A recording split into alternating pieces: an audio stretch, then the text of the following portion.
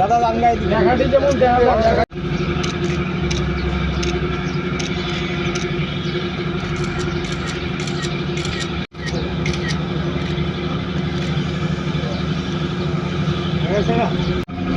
দীর্ঘদিন যাবৎ আমাদের ঢাকা আগরতলা ইন্টারন্যাশনাল যে বাস সার্ভিস ছিল সেটা বিভিন্ন প্রতিকূল অবস্থার কারণে সেটা বন্ধ ছিল।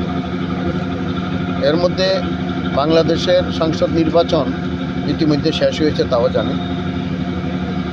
ইতিমধ্যে আমাদের যিনি মৈত্রী বাসের অপারেটর, বিশেষ করে মহাদেব দাস সহ অন্যান্য অফিসাররা আজকে আগরতলায় এসেছেন এবং তারা এই 2-4 দিন আমাদের international bus service Dhaka Agartala তারা ট্রায়াল করবেন। আপ টু 27 তারিখ অবধি ট্রায়াল করার তারা সিদ্ধান্ত নিয়েছেন।